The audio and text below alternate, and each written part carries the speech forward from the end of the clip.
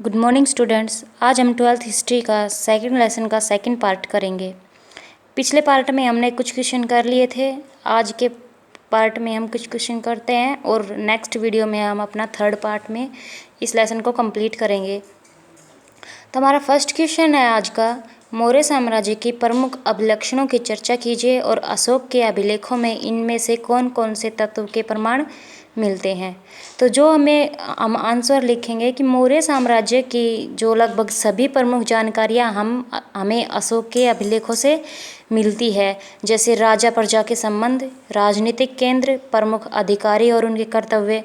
तो ऐसे सारे मौर्य साम्राज्य का ऐसा कोई भी पक्ष नहीं है जिसके बारे में हमें उसके अभिलेखों से ना पता चला हो।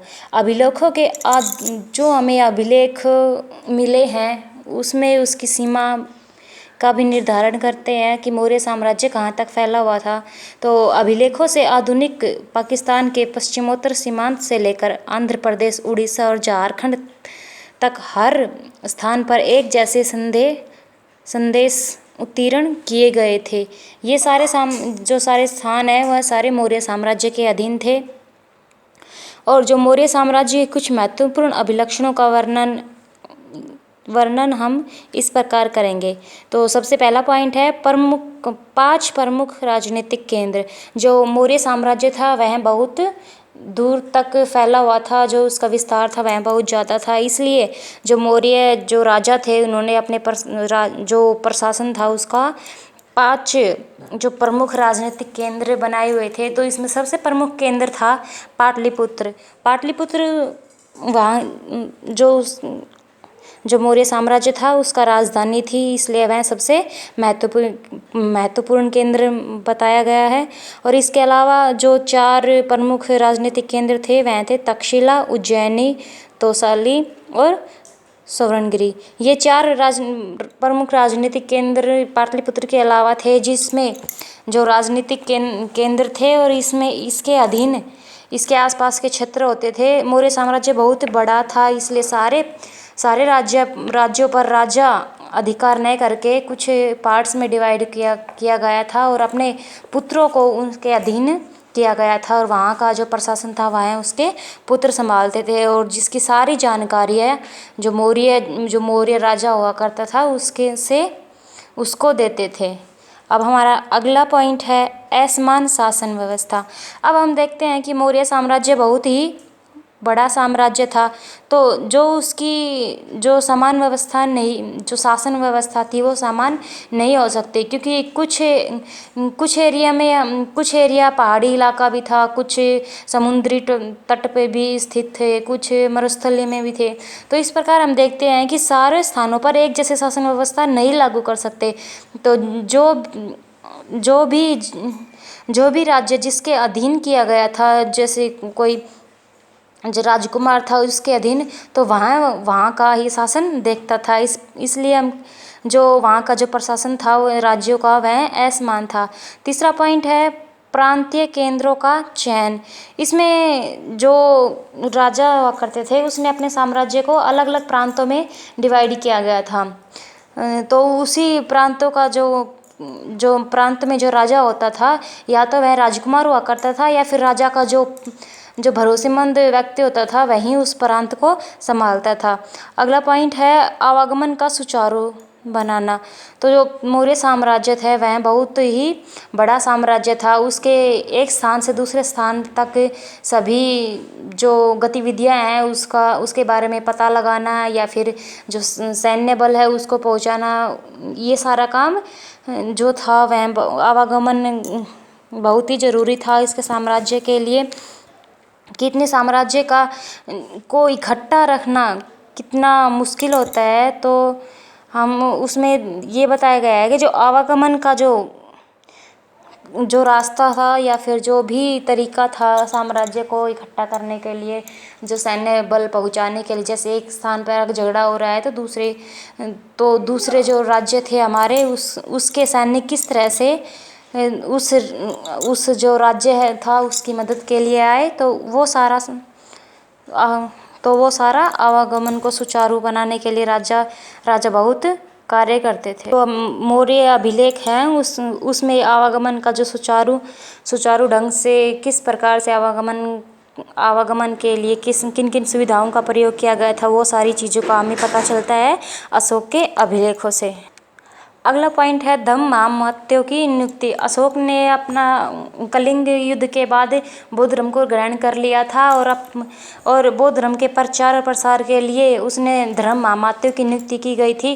वह धम्मामात्य अनेक जगहों पर जाकर बौद्ध धर्म की शिक्षाओं का प्रचार करते थे। जो अशोक का धम्म था उसकी जो सिद्धांत थे उसका प्रचार करते थे। और इन सभी की जो हमें जानकारियाँ मिली हैं वो सारी अभिलेखों से ही प्राप्त हुई।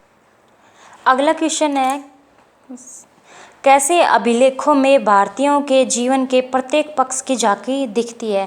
तो क्वेश्चन पूछा गया है कि जो हमें अशोक के अभिलेख मिले हैं वह किस प्रकार बताते हैं कि भारतीय का जो जीवन था उस टाइम में कैसा था, किस प्रकार वो रहते थे, किस प्रकार राजा राज्य करते थे।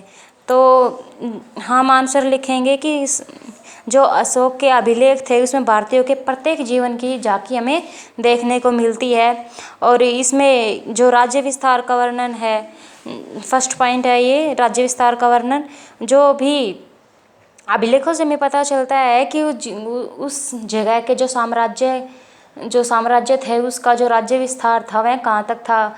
अशोक ने लगभग अपने सभी जगहों पर जहाँ पर उसका शासन था या जिस जगह को उसने जीत लिया था, जहाँ तक उसका साम्राज्य फैला हुआ था, उन सभी जगहों पर अपने अभिलेख और शिलालेख लगवाए हुए थे ताकि उसके साम्राज्य का पता चल सके कि उसका साम्राज्य कहाँ तक फैला है और उसके साम्राज्य में जो उस बौद्ध धर्म है उसके जो सिद्धांत है उसका प्रचार प्रसार किया जा सके। इसलिए उसने अपने साम्राज्य में जहाँ तक उसका साम्राज्य था वहाँ पर उसने अभिलेख लगवा दिए थे। दूसरा पॉइंट है राजाओं के नाम। जो भी हमें अभिलेख मिले हैं उसमें अलग अलग राजाओं के जो एक ही राजा के अलग अलग जो नाम थे उनका हमें वर्णन मिलता है। जैसे अशोक के लिए देवानाम प्रिय और प्रियदर्शी, ये नाम हमें अभिलेखों से पता चलता है कि ये नाम अशोक के लिए यूज किए गए थे।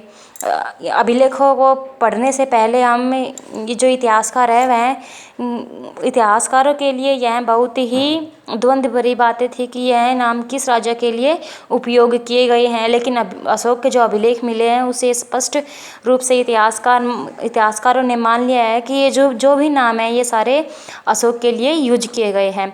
अगला पॉइंट है ऐतिहासिक घटनाओं की जानकारी। जो भी अशोक के काल में जो भी ऐतिहासिक घटनाएं घटी उस अशोक ने उन सभी घटनाओं का वर्णन अपने अभिलेखों में किया गया है। तो अभिलेखों से ऐतिहासिक घटनाओं की जानकारियाँ भी मिलती है। अगला पॉइंट है राजाओं के चरित्र की जानकारी। मौर्य साम्राज्य अशोक के अलावा अन्य राजाओं ने भी अपने अपने अभिलेख खुदवाए हैं जिसमें सभी राजाओं ने अपने चरित्र जो राजा थे उनके चरित्र की जानकारी हमें मिलती है। जो इलाहाबाद परिस्थिति में जो समुद्रगुप्त का जो हमें अभिलेख मिला है उससे हमें पता चलता है कि जो समुद्रगुप्त था वह बहुत ही महान और विद्वान राजा हुआ करता था। अगला पॉइंट है काल निर्धारण। जो भी हमें अभिलेख मिले हैं उससे हमें इस बात का पता चलता है कि यह किस काल से संबंधित है। अगला पॉइंट है साहित्यिक स्तर की जानकारी। जो भी अभिलेख मिले हैं उसके अंदर अलग अलग साहित्यों के बारे में बताया है, उसके काल के बारे में बताया है, उस टाइम पे कौन सी भाषा का यूज हुआ था उसके बारे में बताया, उसके बारे में भी लिखवाया गया है। तो जो अभिलेख हमें प्राप्त हुए हैं उसमें हमें साहित्यिक स्तर की जानकारियाँ भी मिलती है। अगला पॉइंट है कला प्रियता की जानकारी। जो हमें अभिलेख मिले हैं उसमें हमें जो भी अवशेष मिले हैं उसके बारे में हम पता लगा सकते हैं कि उस टाइम पे किस प्रकार की कला प्रचलित थी। अगला पॉइंट है सामाजिक वर्ग की जानकारी। हमें अशोक के अभिलेखों से उस टाइम के जो सामाजिक वर्ग था उसके बारे में पता चलता है कि जो वहाँ का समाज था वह कितने वर्गों में विभाजित था और उस समाज के लोग कैसे रहते थे। ये सारी जानकारियाँ हमें अशोक के अभिलेखों से मिलती है। अगला क्वेश्चन है जो मौर्य काल था उसमें कृषि के तौर तरीके किस हद तक परिवर्तित हुए।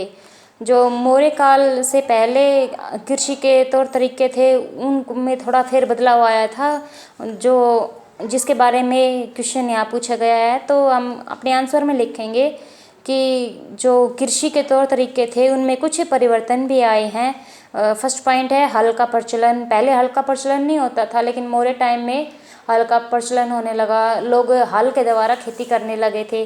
दूसरा है कुदाल का प्रयोग। हल के साथ साथ मौर्य काल में कुदाल का भी प्रयोग किया जाने लगा था। लोग अपने खेतों में बिजाई के दौरान कुदाल का यूज करते थे। कृत्रिम सिंचाई। पहले क्या होता था कि प्राकृतिक रूप से सिंचाई होती, जैसे बारिश आ गई तो उसी के द्वारा सिंचाई की जाती थी। लेकिन अशोक के टाइम में कृत्रिम सिंचाई के जो सुविधा थी वो भी जो राजा थे उनके द्वारा प्रदान की जाती थी। अपने साम्राज्य के जो किसान थे उनके लिए वो नहरें खुदवाते थे। हमें काफ़ी नहरों के साक्ष्य मिले हैं। इसके अलावा वह तालाब कुएं का भी निर्माण करवाते थे, ताकि मुसीबतों के दिनों में या फिर जब बरसात कम हो या फिर बरसात न हो तो उस समय फसलों को नुकसान न हो, उसकी अच्छे से सिंचाई की जा सके। तो इसलिए कृत्रिम सिंचाइयों का भी प्रयोग किया जाने लगा था। आज के लिए इतना ही, और आगे कुछ क्वेश्चन हम अगले वीडियो में करेंगे। अगर इसी में किया तो फिर ये वीडियो ज़्यादा हो जाएगी, फिर ये सेंड नहीं होगी तो आपको परेशानी होगी, आप तक आपका वर्क नहीं पहुंच पाएगा। तो आज के लिए इतना ही। नेक्स्ट वीडियो में हम कुछ क्वेश्चन करेंगे और उसी के साथ हम अपने जो सेकंड लेसन है उसको कंप्लीट करेंगे। Thank you.